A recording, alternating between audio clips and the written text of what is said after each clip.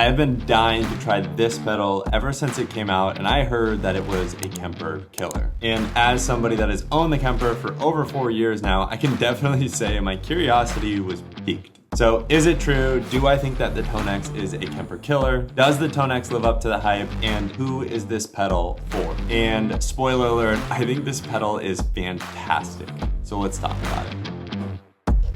Now, when I first received my TONEX, I was absolutely blown away by how amazing the capture sounded. And in my opinion, having the noise gate compression and the reverb give a guitarist the bare minimum to what they would want from a real amp to just sit and want to play guitar for hours. And one thing that I immediately fell in love with was some of the Fender style amp tones coming straight out of the box from my TONEX. And with my Kemper, I feel like the profiling process adds too much compression and mid-range kind of growl that isn't naturally found in most Fender amps, and because of that, I've typically not found a Fender profile that I really enjoy. However, I feel like the TONEX captures are really pure to the original and keep a lot of the natural characteristics of the amps that I'm familiar with and have played. And if you do enjoy this video, be sure to subscribe to the channel. It lets me know what content people enjoy, and then I can make more of it for you all in the future. And one thing that I really love about the TONEX is actually how limited the external hardware really is.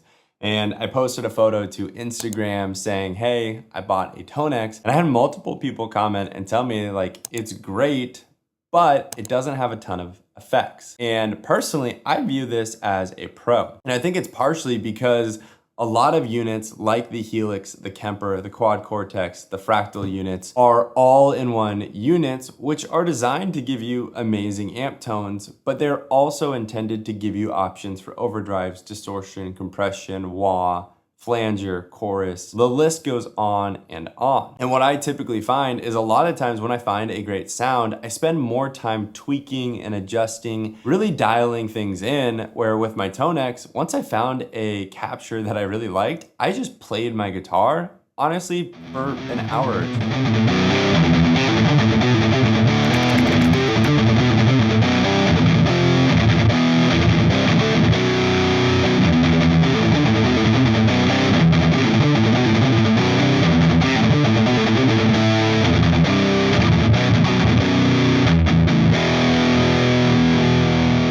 Pros and cons of the TONEX. In my opinion, I think one of the biggest pros is going to be the overall price of this unit. From my own research, I have been able to find this pedal anywhere from $200 to $400 if you want to buy it new, which in my opinion, this is just absolutely unreal because digital modeling has come so far over the last 10 to 15 years. To be able to have some of the best amp tones that I've ever heard out of a pedal for a couple $100 is insane. And to give you a little bit of insight, I used to own the Digitech GNX4 back in the early 2000s, and that pedal was terrible. So for $200, you can get spectacular amp tones. And plus, for somebody wanting to be able to run two of these units side by side, only gonna cost you around $600 to $800 to have stereo amps. Now, the only caveat to that is most people will also need something with a phase inverter that will help combat phase cancellation, like the D-ISO from Pinstripe pedals. Now, in terms of the TONEX effects, I think they are good enough. And personally, like I vocalized earlier,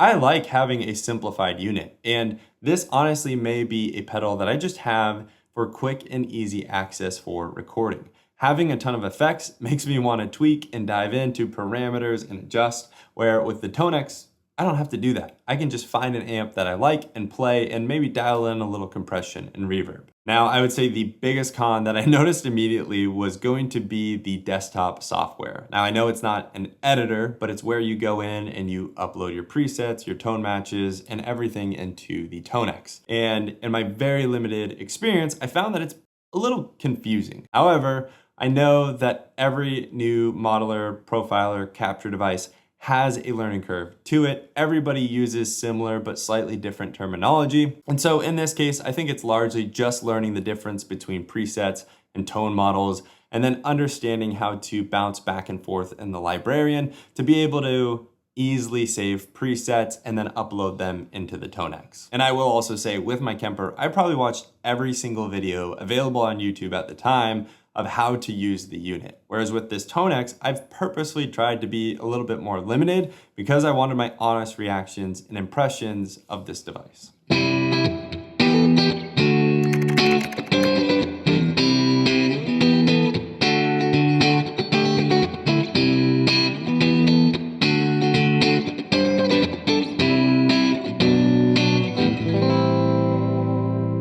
So back to that original question, is the TONEX a Kemper killer? Now, I've personally always thought this was a little bit of a silly comparison to make because in my mind, they're two fundamentally different units. And what I mean by that is the TONEX is really just trying to give the end user amazing amp tone, whereas the Kemper is giving somebody a much different experience. And in this case, it is giving the end user not only amazing amp tones, but it's also a true all-in-one unit, where it is giving somebody the ability to add multiple effects, and it's giving somebody the entire signal chain where they can go in and have everything right at their feet for live use, for recording. And in this case, I think both are amazing. And I think the heart of that comment is people comparing the capture process to the profile process. And in my opinion, they're both very good. And I don't know if one is actually better than the other. Now, one pro for the TONEX is that it's only a couple of $100s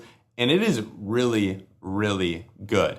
It feels like a real amp and it sounds like a real amp, very much like the Kemper Profiler. Now, one thing that I noticed almost immediately with the TONEX is because it's so accurate, it almost feels a little sterile and maybe even misses a little bit of the characteristics that I'm used to with my Kemper. And as I've already called out, the Kemper has that mid-range compression and growl that happens when it's profiling, but it also adds a little bit of character to some amps, and I've actually grown to really like it. So in this case, I don't know if one is necessarily better, but it's what's best for you. And if I'm being honest, I think we're at a point with digital modeling and profiling where we're honestly splitting hairs. A lot of these units are amazing and sound amazing, and you can get spectacular tones out of them. I think the key difference is how you achieve those amazing tones. And because of that, I think we have a lot of different units that are going to appeal to a lot of different players. So I won't get off my soapbox here. Be sure and subscribe to the channel and then check out this video right here on one of my favorite modelers,